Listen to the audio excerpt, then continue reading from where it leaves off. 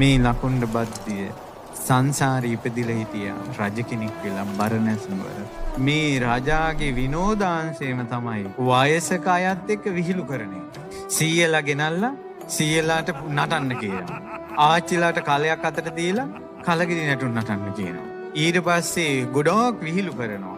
වැඩි ඕනේ වයසක අශ්වයෝ වයසක ඇත්තු එකට ඈඳලා වැනි වැනි යන හැටි යුද්ධවලට ගිහිල්ලා වැටෙන හැටි බල බලා සතුටු වුණා. කවටකම් කළා, විහිළු කළා.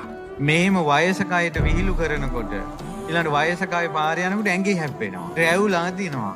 කරත්තෙන් හප්පගෙන යනවා. මේ රජා බුදුරජාන් වහන්සේ වදාලා පින්වත් මහණෙනි මේ රාජ්‍යයෙන් වයසක අය රාජ්‍ය තුල ඉන්නේ නැතුව ගියා. ඉන්නේ නැතකොට ඔන්න ටිකක් වයසට එනකොට ඒ රාජධානියෙන් යනවා මිනිස්සු.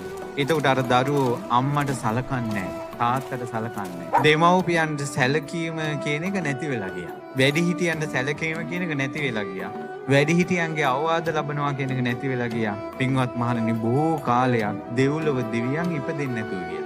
සක්දෙවිඳු බැලුවා දෙවිවරු උපදින්නේ අලුතෙන් අලුත් දෙවිවරු. හේතුව බලනකොට මේ රජාගේ ක්‍රියාවක් මේකට මුල් වෙලා තියෙනවා. මේ කාරණාව අතිශයින් විශේෂ කාරණාවක්. මක් නිසාද අද සමාජයේ ශීඝ්‍රයෙන් පැතිරෙන එකක් තමයි කොලොප්පම විහිළුව අවටකම් කිරීම. ඉතින් බුදුරජාණන් වහන්සේ වදාලා සක්දෙවිඳු ආව කියනවා වයසක 100 කෙනෙක් විදියට දිරාපු කරත්තයක කිරිහට්ටිත් අරගෙන රජතුමා එන පාරේ ඉස්සරහට සක්දෙවිඳු ආවා. ඊට පස්සේ බුදුරජාණන් වහන්සේ වදාලා දැන් අර රජා කියනවා නාකියා උඹ එනවා නේද? ඒතර දැන් වටේ පිටේ ඉන්න අය වටපිට බලනවා අනිත් අයට පේන්නේ රජුරවන්ට විතරයි පේන්නේ. ඊට පස්සේ රජුරෝ කිව්වා මේ නාකියා මොකද පාර මැදට ආවේ පළ කියලා දැන් කියනවා. යන්නේ. ඊට පස්සේ අර වයසක කෙනා මොකද කළේ? කියලා අර රජතුමාගේ ඉන්න ඇත් වාහනේට උඩින් කරත්තේ ඉස්සුවා. කරත්තේ ඇතාට උඩින් යන විදිය. කරත්තේ උඩින් යන විදියට ගිහිල්ලා රජතුමා දැන් ඉන්නේ ඇතා උඩනේ.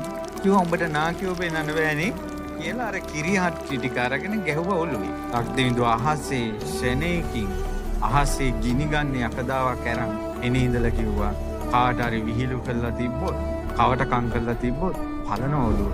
ඉතින් සමහර ඒවා හොඳින් බැරි නම් නරකිනුත් දමනේ කරලා තියෙනවා. එදා ඉඳලා විහිළු කළේ නැහැ. ඒ කාලේ සක්දෙවිඳු බෝධිසත්වයෝ අර රජා ලකුණ්ඩ බද්දේ මහරහතන් වහන්සේ. පින්වත් මහණෙනි අනිත් අයට විහිළු කරලා සතුටු වුණාද?